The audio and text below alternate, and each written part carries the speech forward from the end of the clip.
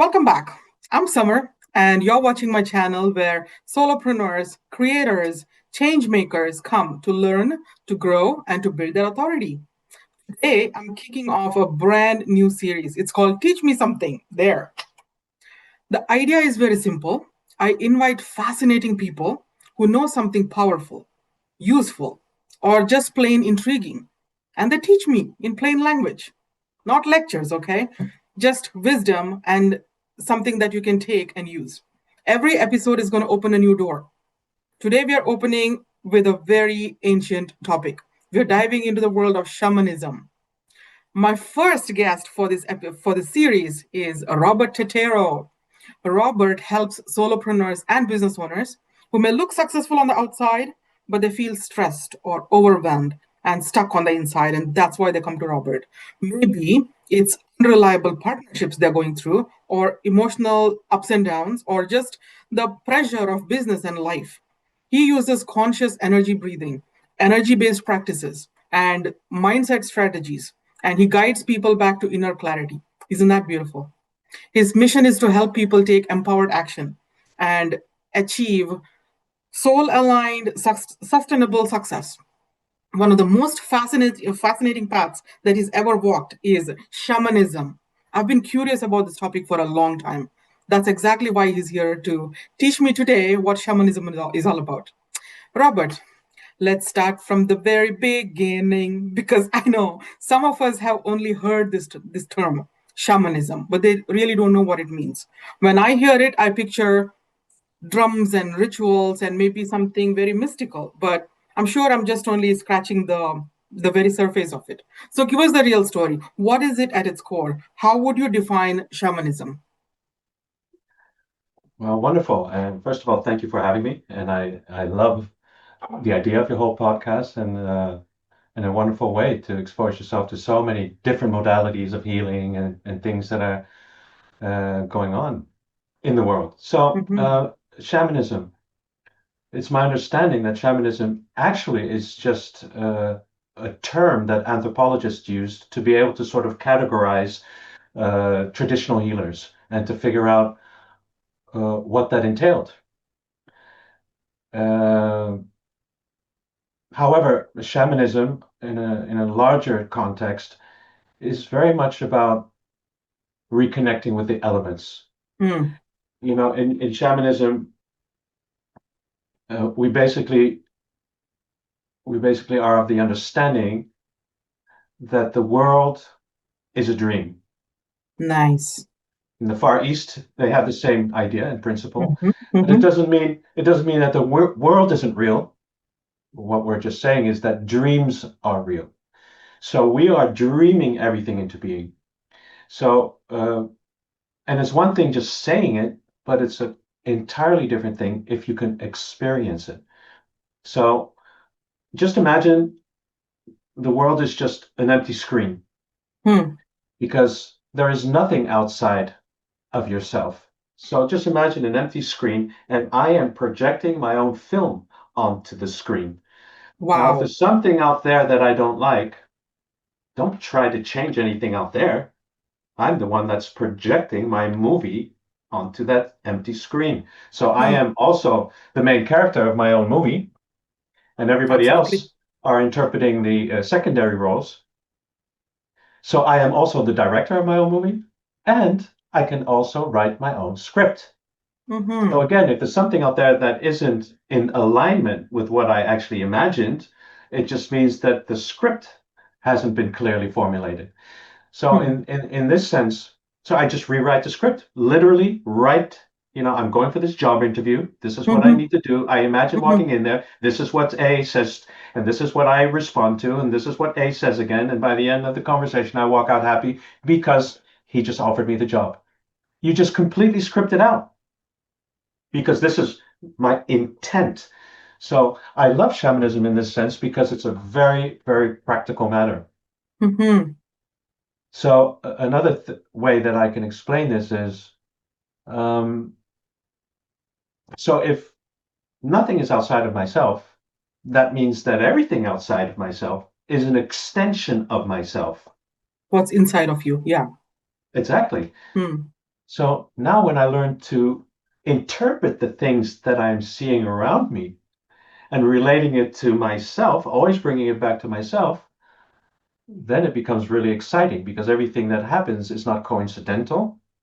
And you can interpret it in a way that you can readjust to fine tune and align to the thing that you really want and have it Mhm. manifest. So it's a Mm. very practical thing. I talk about something as urban shamanism because, in Mhm. fact, it is about ceremony, the ancient traditions, and drumming.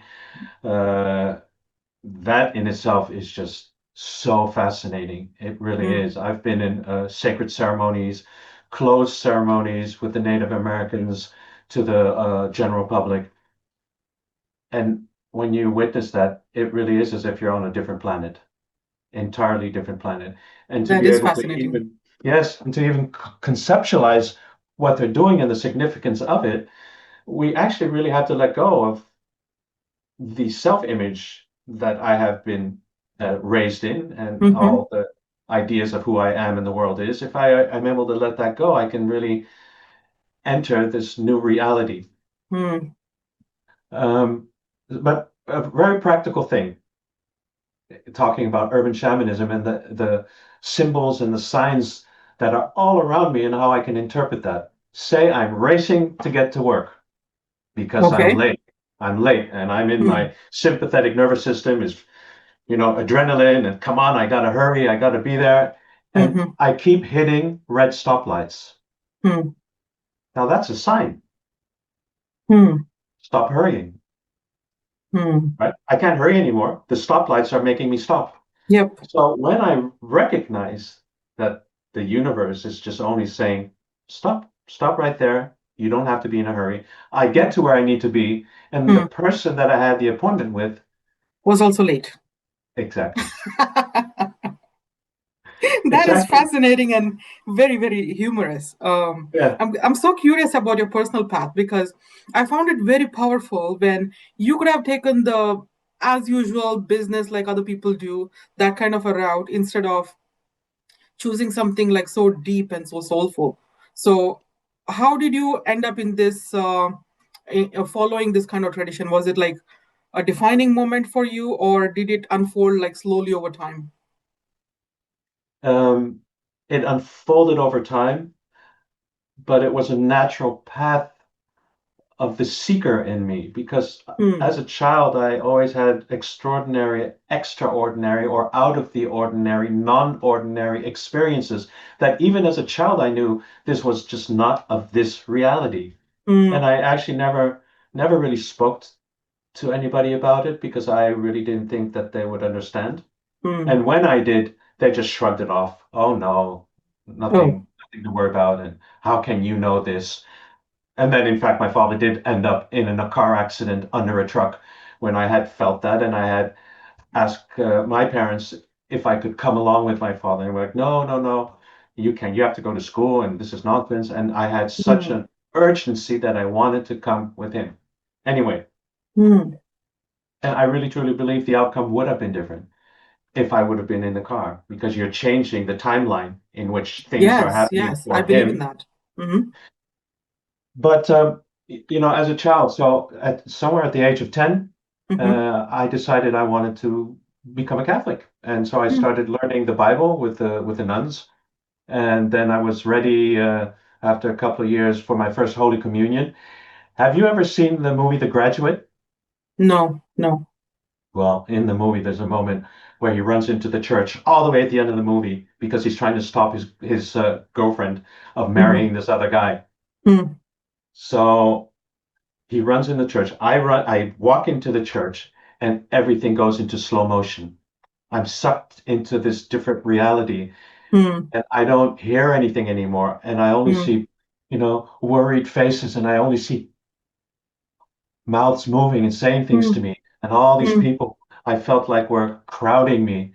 And Hmm. I was so scared and I was sucked right back into my body. And I never went to church again in that function in a religious way. I always went to church, Hmm. for instance, to meditate, but Hmm. never as a Catholic.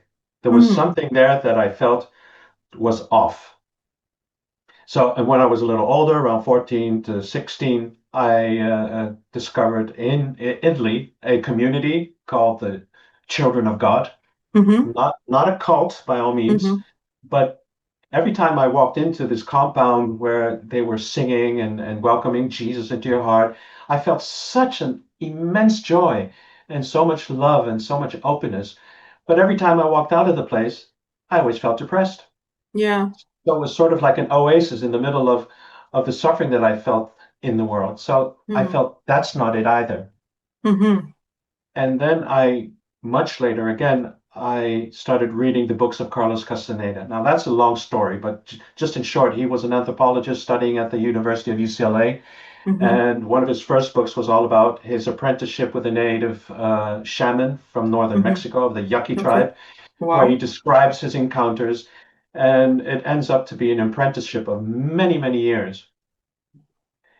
Carlos Castaneda himself was a controversy, Mm-hmm. which I don't want to go into now, but there Mm-hmm. was something about the writings that I knew was spot on. And why? Because I had experienced these things that he was describing. Mm-hmm. And that's the reason why I opened up to shamanism. And not coincidentally, when I decided to go on a vision quest and I left the business world and I decided to find out who I was and where what I was meant to be doing in life. And so I literally took 6 years, 7 years until Mm-hmm. I literally 7 years until I stepped back into the world. And I had promised myself I would not come back if I had not found these answers.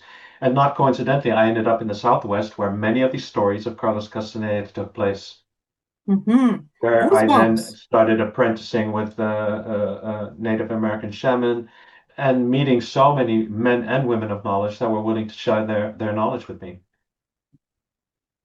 Fascinating, very intensive, very powerful. I've had goosebumps while you were talking. If I shuddered, it's because I had a little chill go through me. But okay, here's where a lot of us get stuck. Okay, we hear about spiritual practices and they sound like beautiful, they sound mystical, and then we wonder, okay, this is great. Now, how do I actually use this in my real life?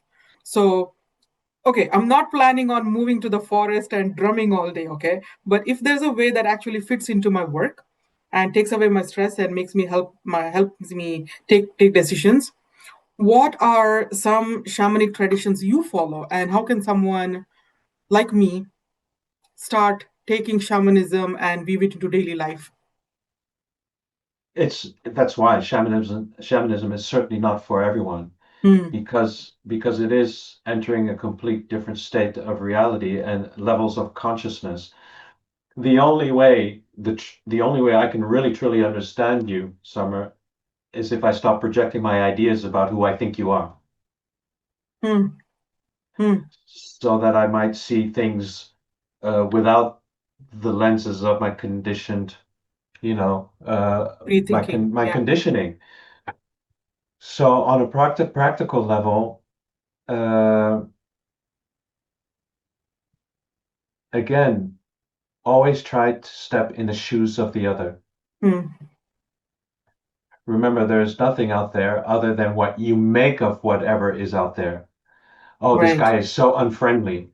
Why Hmm. would you even label somebody like that? If you want a good outcome, at least give him the benefit of the doubt. Oh, Hmm. I'm sure he means well, instead of God, this guy was really mean to me, Hmm. Hmm. you know? And why are we taking it personal?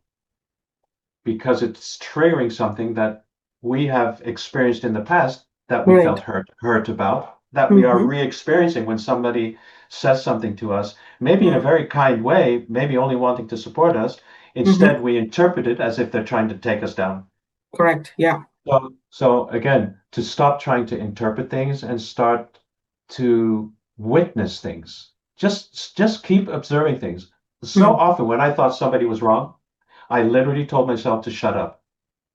And when I did that, I realized that the way they were doing things, not particularly the way I would have done things, but the way they did things was Hmm. just equally as good as the way I would have done it. And sometimes even Hmm. better. Even with my child, I mean, Hmm. as far he's 10 now, but even when he was even far younger, he always wanted to do it his way. Hmm. And I just started. let him do it his way, and let's see, and he proved me wrong every single time because his Oh way boy. was perfectly good, Hmm. you know. Then what about gut feelings?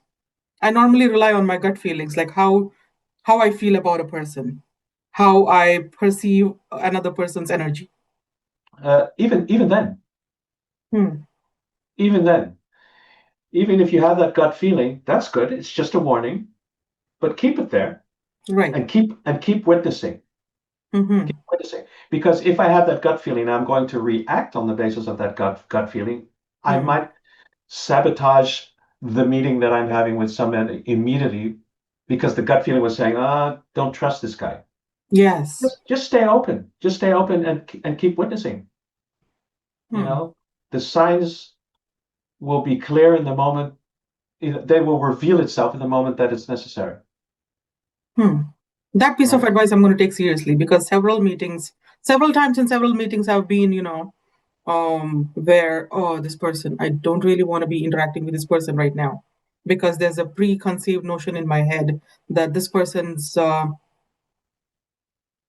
not there. Right. So when you say not there, Hmm. um, not not engaging, or sort Not of in his own. ethically in my beliefs. Not very ethical in my belief. Okay, when it comes to ethics. Mm-hmm. Yeah. All right. And then still, whether they have different ethics or not, um, you uphold yours. We always uphold our own. Right. Yes. And the only thing is, when they are unethical, who is it really harming? Absolutely not me. Not at all. Perhaps. Mm-hmm. Not at all, because I will not be reacting to him. The Hmm. moment I start reacting, I'm being pulled into the emotional climate that this person is in, which is Yes. what I do not want to do. So shamanism is really all about just observing, witnessing, and not engaging. Stand still, because our energy immediately, my gut feeling, Wow. and, Mm-hmm. and I'll frame this person immediately. It's like in the split second, we've framed this person, and Right. our energy is stuck there. But what we want to do, if we want to perceive things on a different level, we need our energy here. Correct. Yes. So, a practice which is almost insane to do, but sit in front of a tree for hours, and Mm-hmm. instead of focusing your attention on all the leaves, Mm-hmm. start focusing on the space between the leaves. Mm-hmm. So now it's interesting because we're only focused on the material world where Mm-hmm. our energy is stuck, and everything is about energy. Mm-hmm. If I can withdraw my energy from all these external things, not only will I have so much energy to maintain my health, not Mm-hmm. only will I have so much energy to put into my creative endeavors, Right. not only will I have so much creative energy to share with others, Mm-hmm. it's wonderful. But every single time I'm out there and making something real out there, I'm losing energy. I'm giving a person more energy. I'm giving him the power over me. When in actuality, that is really illusionary. Hmm. I think And subconsciously I know this, but I haven't been putting these things into practice. Making right, it practical is going to be very powerful. yes, it's perfect that you're saying that because I said in the beginning, it's one thing saying it, but it's a completely different thing if you can apply it, Hmm. right? And experience this other reality. Hmm. And to do that, practice just not labeling anything at all in the external world. Hmm. Don't label anything. Don't have any preconceived ideas about anything. Between you and I, if we can both do this, then Hmm. something happens between you and I. This third force emerges. Ooh.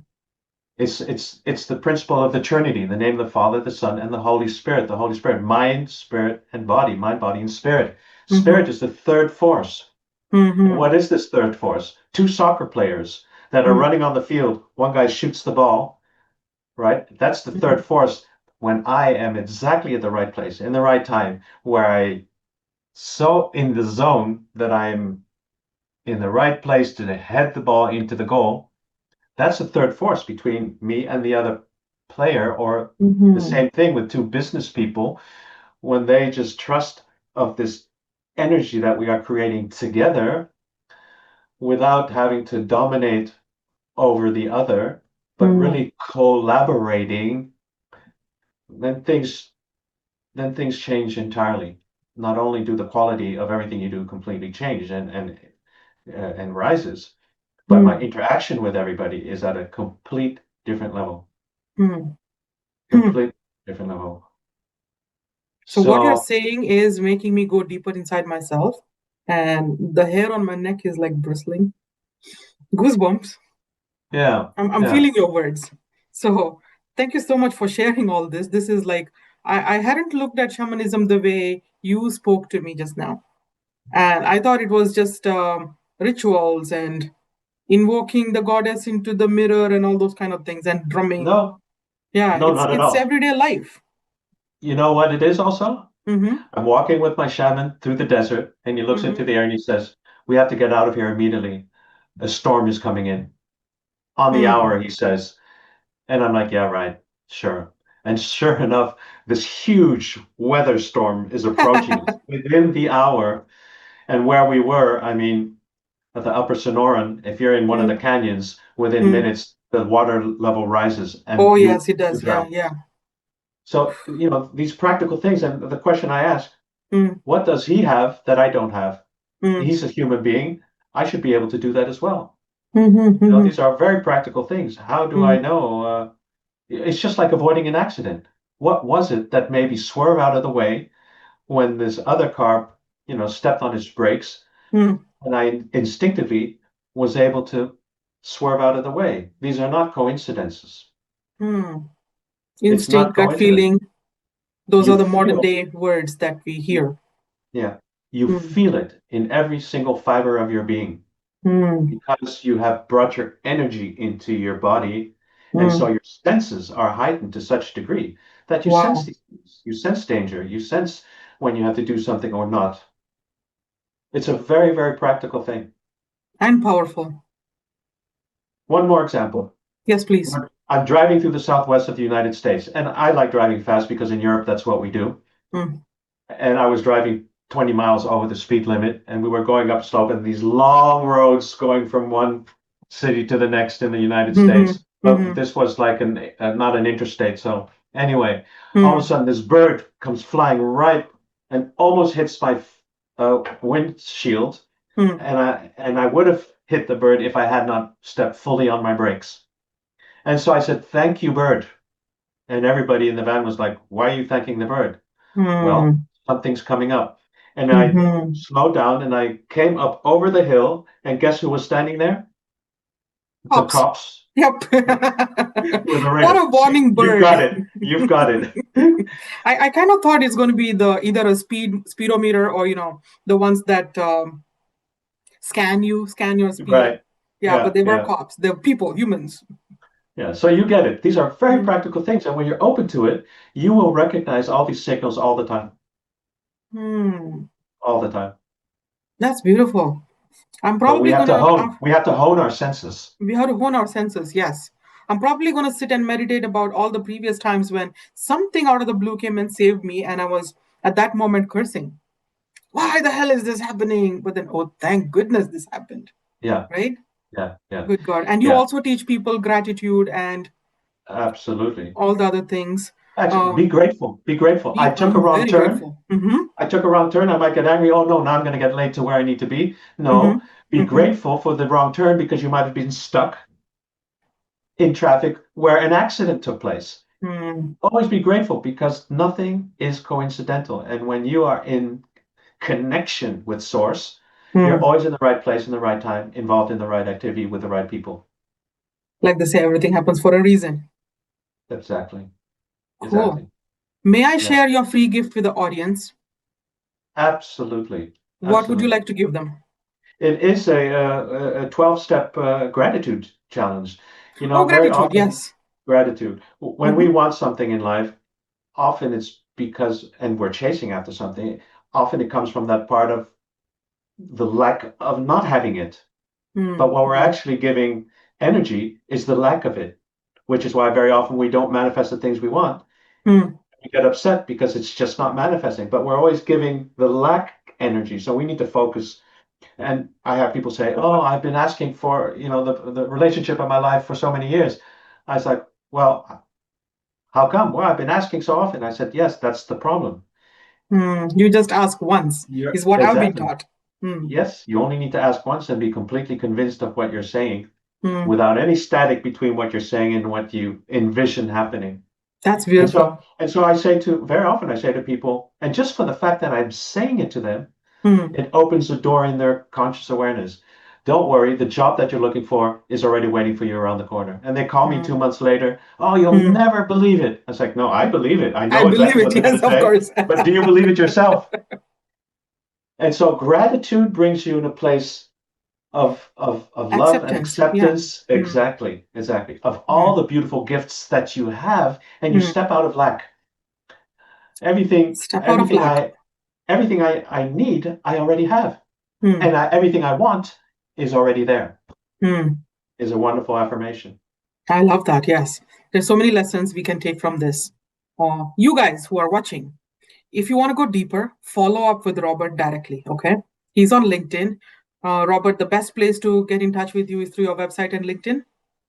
Yes, Those will be in the absolutely. description. Take a look in the description below. His free gift will also be is also in the description below. Connect with him on Wonderful. LinkedIn. Check out his website. Check out all the links I've put in the description. And if you enjoyed this, don't forget to subscribe to my channel because there's more episodes coming where people are going to teach me something profound. Every guest has something powerful to teach.